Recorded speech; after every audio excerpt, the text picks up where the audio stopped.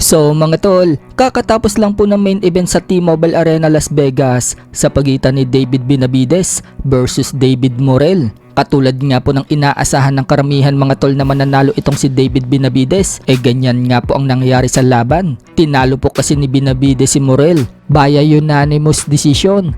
Bagamat nanalo po si Benavides mga tol, napabagsak po siya ni Morrell sa round 11. Pero yun nga mga tol, lumamang na po kasi sa score itong si Benavides, kaya nakuha niya ang panalo. Dahil sa panalo ni Benavides mga tol, nananatili pa rin po siyang walang talo.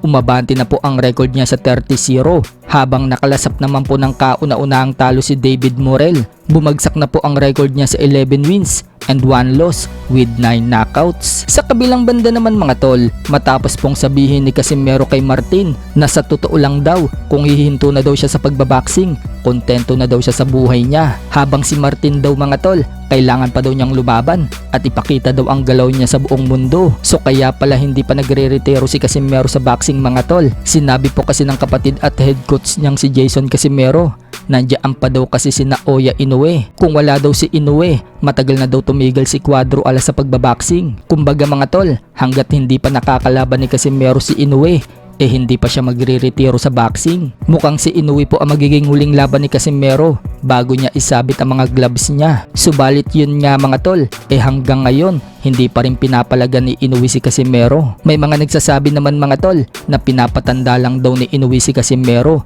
bago ito palagan. Sa ibang banda naman mga tol, patuloy pa nga rin po ang banat ni top 2 contender sa Super Bantamweight Division Carl-James Martin sa Casimero Brothers. Sa post po kasi ni Martin sa kanyang X account, sinabi niyang nabahag daw ang buntot ni Casimero. Partida, sa social media pa daw yan. Paano na lang daw kung sa personal daw sila magkita? Baka daw yung angas ni Casimero maging kitty pa ito, kasama daw ang kapatid niya. Pahabol pa ni Martin mga tol, wala daw bayag ang Casimero Brothers. Sumukhang matindi nga po ang banat ni Martin mga tol. Sinabi din ni Martin mga tol, wala daw pumapalag sa magkapatid na Casimero, pero siya, papalagan daw niya ito. Binalikan nga din ni Martin mga tol yung taong 2017 or 2018. Aniya, todo daw ang hamon sa kanya ni Casimero sa sparring. Pero noong palagan na daw niya si Casimero sa sparring, bigla daw umatras ang yagbol ni Casimero.